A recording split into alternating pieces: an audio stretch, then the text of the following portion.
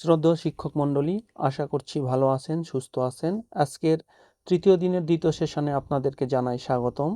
আজকের এই সেশনের শিক্ষণীয় বিষয়ের কিছু গুরুত্বপূর্ণ অংশ নিয়ে আমরা আলোচনা করব, যা আমরা ইতিমধ্যে ক্লাসে শিখেছি। এখানে যে সকল টপিক নিয়ে আলোচনা করা হবে তা আপনারা ইতিমধ্যে স্ক্রিনে দেখতে পাচ্ছেন। প্রথমে রয়েছে ইন্ট্রোডাকশন টু এমএস এক্সেল। বলে রাখি, এটি একটি অ্যাপ্লিকেশন সফটওয়্যার যা দিয়ে যে কোনো জটিল গাণিতিক হিসাব নিকাশ মুহূর্তের মধ্যেই করে ফেলা সম্ভব। আমরা বাস্তব জীবনে এমএস এক্সেল ব্যবহার করে স্কুল বা কলেজে ছাত্রছাত্রীদের রেজাল্ট শিট তৈরি করতে পারবো। তাছাড়া বাৎসরিক হিসাব নিকাশও করতে পারবো।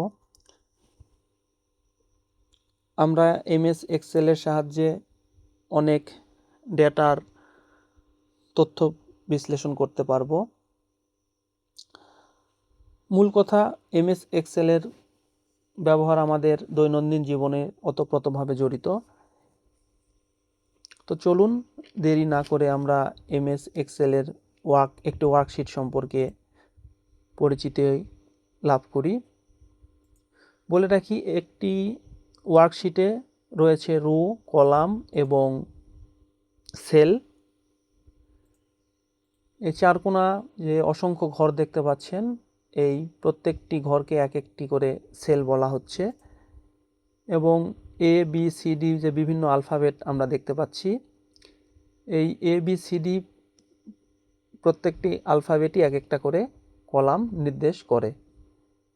অপরদিকে 1 2 3 4 5 6 7 8 9 10 এগুলো প্রত্যেকটি নাম্বার বা সংখ্যায় এক একটি করে রো নির্দেশ করে। আমরা যদি একটি রোকে সিলেক্ট করি তাহলে দেখতে পাচ্ছেন আমি 3 নাম্বার রোকে সিলেক্ট করেছি।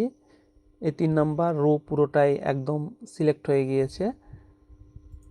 এভাবে একটি এমএস এক্সেল এর ওয়ার্কশিটে অসংখ্য রো, কলাম এবং সেল থাকে। এখন আমরা এমএস এক্সেল এর ওয়ার্কশিট এবং ওয়ার্কবুক সম্পর্কে জানব। দেখতে পাচ্ছেন আমি একটি ওয়ার্কশিট ওপেন করেছি। এখানে কয়েকটা ওয়ার্কশিট রয়েছে। আমি যে ওয়ার্কশিটটি এখন ওপেন করেছি তার নাম আমি দিয়েছি রো অ্যান্ড কলাম। পরে আরেকটি ওয়ার্কশিট রয়েছে ইনসার্ট অ্যান্ড ডিলিট এবং তার পরবর্তীতে আরেকটি ওয়ার্কশিট রয়েছে wrap text and merge cell. তাহলে এখানে মোট 3টি ওয়ার্কশিট রয়েছে। আমরা দেখতে পাচ্ছি 3টি ওয়ার্কশিট। যখন এই 3টি ওয়ার্কশিটকে আমরা একত্রে সংরক্ষণ করব তখন সেই ফাইলটিকে বলা হবে ওয়ার্কবুক। সংক্ষেপে আমরা বাস্তব জীবনের যদি একটা উদাহরণ কল্পনা করি, একটি খাতায় অনেকগুলো পৃষ্ঠা থাকে।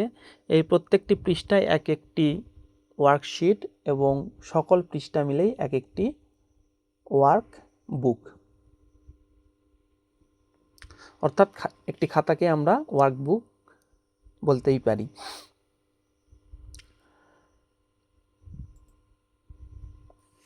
এখন আমরা ওপেন করেছি ইনসার্ট অ্যান্ড ডিলিট নামের ওয়ার্কশিটটি। এখানে আমরা দেখব কিভাবে আমরা নতুন করে একটি কলাম এবং একটি রো ইনসার্ট করতে পারি। আমরা প্রথমেই ইনসার্ট করব একটি নতুন রো। এজন্য আমাদের যেখানে একটি রো ইনসার্ট করার প্রয়োজন হবে তার নিচের রোকে আমরা সিলেক্ট করে নিব। ধরে নিলাম 8 নাম্বার রোয়ের উপরে আমাদের একটি নতুন করে রোয়ের প্রয়োজন বা একটি নতুন রো ইনসার্ট করতে হবে। এজন্য প্রথমে আমাদেরকে 8 নাম্বার রোটা সিলেক্ট করে নিতে হবে। সিলেক্ট করে নেওয়ার জন্য 8 নাম্বার রোয়ের উপরে আমরা মাউস পয়েন্টারটি আনার পরে দেখতে পাচ্ছেন একটি অ্যারো চিহ্ন। তখন আমরা এই রোকে সিলেক্ট করে নিব। এরপর রাইট বাটন ক্লিক করে ইনসার্টে ক্লিক করলেই দেখতে পাচ্ছেন একটি নতুন রো ইনসার্ট হয়ে গিয়েছে। এখন যদি চাই অনুরূপভাবে আমরা একটি নতুন কলামও ইনসার্ট করতে পারবো। যেখানে আমরা নতুন কলাম ইনসার্ট করতে চাই তার ডান দিকের কলামকে আমরা সিলেক্ট করে নিব।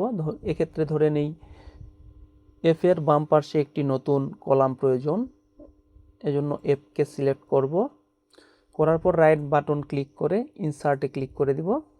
দেখতে পাচ্ছেন নতুন একটি কলাম ইনসার্ট হয়ে গিয়েছে।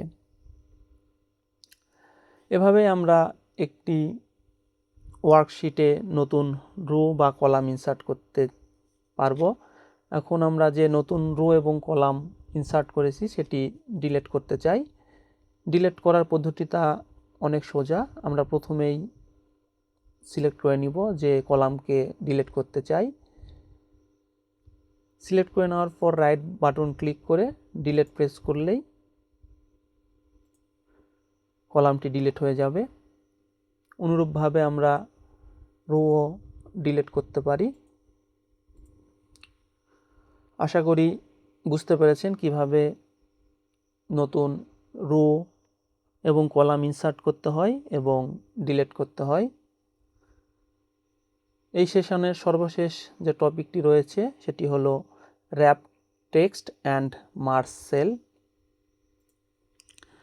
আমরা র্যাপ টেক্সট এবং মার্জ সেল শেখার জন্য র্যাপ টেক্সট এবং মার্জ সেল নামের ওয়ার্কশিটটা ওপেন করে নিলাম।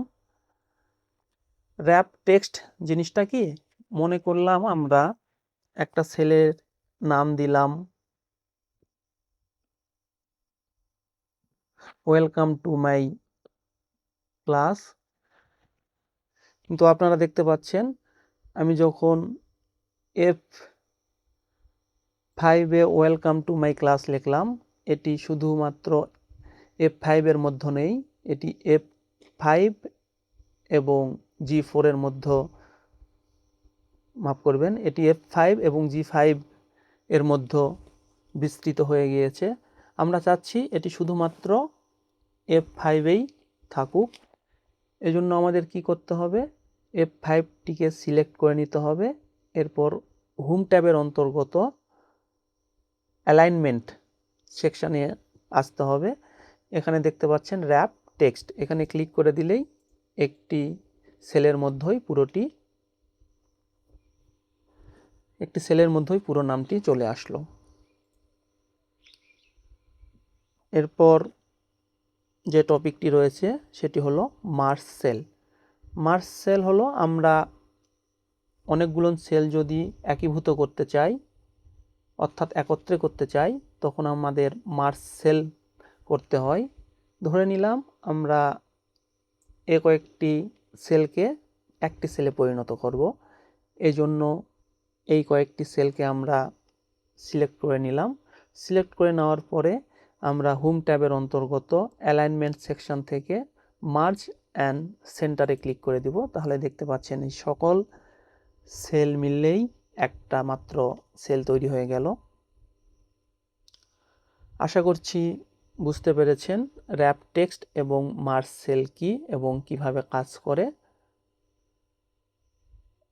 আজকের সেশনের যে গুরুত্বপূর্ণ টপিকগুলো ছিল সেগুলো নিয়েই আলোচনা করার চেষ্টা করা হলো। তাছাড়া আপনারা ক্লাসে তো আরও অনেক ডিটেলস জানতে পারবেনই, আমি শুধু এখানে খুবই গুরুত্বপূর্ণ টপিক নিয়ে আলোচনা করলাম। আজকের সেশন এখানেই শেষ হচ্ছে। আগামী সেশনে আবার দেখা হবে নতুন ভিডিও নিয়ে। ততক্ষণ পর্যন্ত ভালো থাকুন, সুস্থ থাকুন, আর চ্যানেলটি ভালো লাগলে অবশ্যই সাবস্ক্রাইব করুন। ধন্যবাদ সকলকে।